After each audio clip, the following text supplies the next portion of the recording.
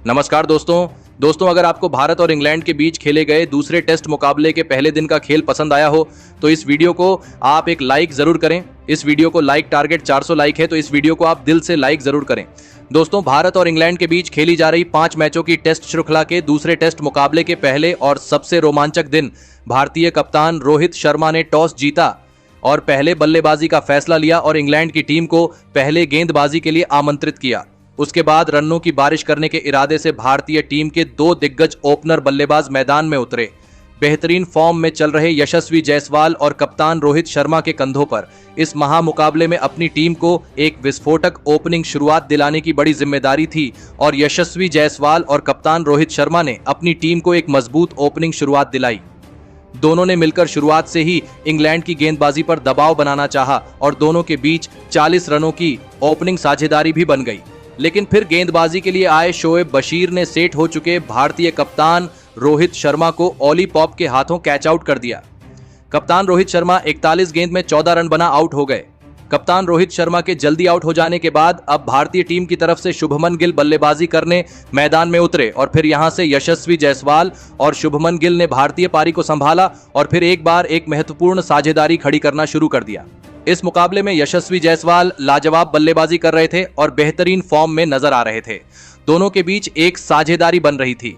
शुभमन गिल भी अब पूरी तरह मैदान में सेट हो चुके थे, लेकिन फिर तभी गेंदबाजी के लिए आए जेम्स एंडरसन ने सेट हो चुके शुभमन गिल को बेन फॉक्स के हाथों कैच आउट कर दिया।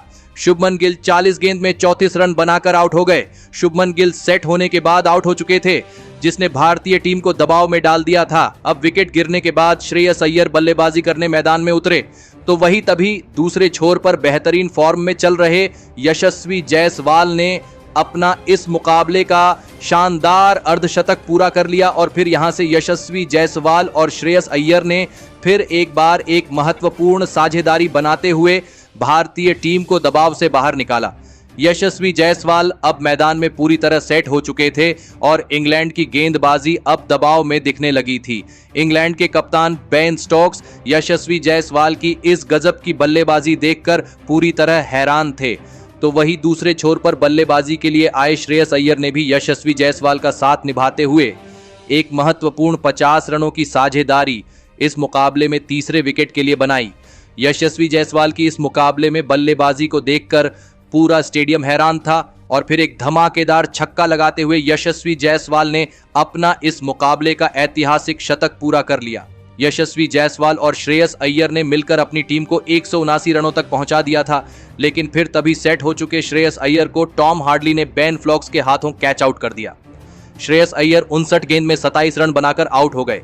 भारतीय खिलाड़ियों का इस तरह सेट होकर आउट होना इंग्लैंड की गेंदबाजी को इस मुकाबले में वापसी करने का बढ़िया मौका दे रहा था, लेकिन अभी भी एक छोर पर यशस्वी जायसवाल मौजूद थे और फिर अब विकेट गिरने के बाद इस मुकाबले में अंतर्राष्ट्रीय करियर का अपना पहले ही मैच खेल रहे रजत पाटीदार मैदान में उतरे और फिर यहां से यशस्वी जायसवाल का रजत पाटीदार ने बखूबी साथ निभाते हुए फिर एक बार एक महत्वपूर्ण साझेदारी अपनी टीम के लिए बनानी शुरू कर दी। एक छोर से यशस्वी जायसवाल के बल्ले से रन नहीं रुक रहे थे तो वही नौजवान रजत पाटीदार भी इस मुकाबले में बेहतरीन फॉर्म में नजर आ रहे थे। इंग्लैंड की गेंदबाजी इस मुकाबले में पूरी तरह बेबस दिखने लगी थी।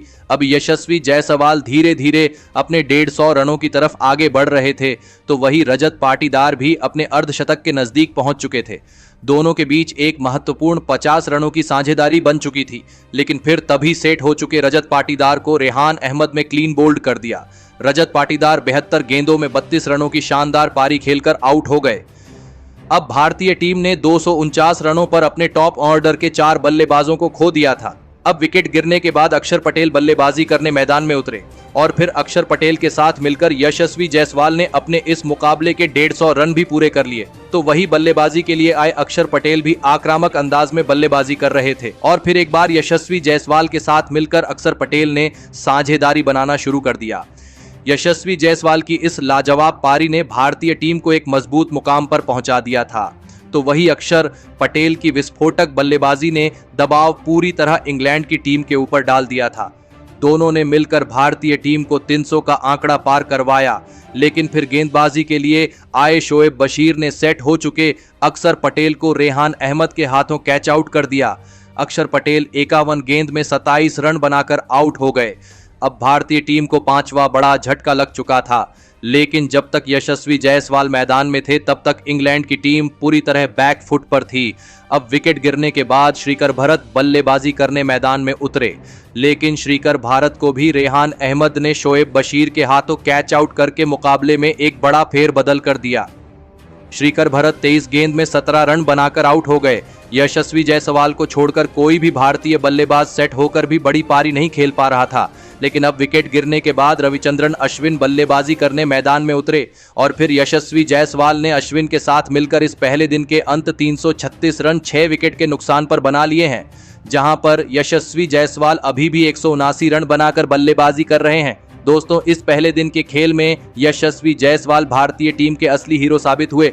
अकेले के दम पर इतना बड़ा स्कोर बनाने वाले यशस्वी जायसवाल ने अब इंग्लैंड की टीम को पूरी तरह दबाव में डाल दिया है। तो दोस्तों, आपके यशस्वी जायसवाल की यह लाजवाब शतकीय पारी कैसी लगी और आप यशस्वी जायसवाल की इस गजब की बल्लेबाजी के लिए उन्हें 10 में से कितने अंक देना चाहेंगे? आप अपनी राय नीचे कमेंट में देना बिल्कुल भी ना भूलें। धन्यवाद।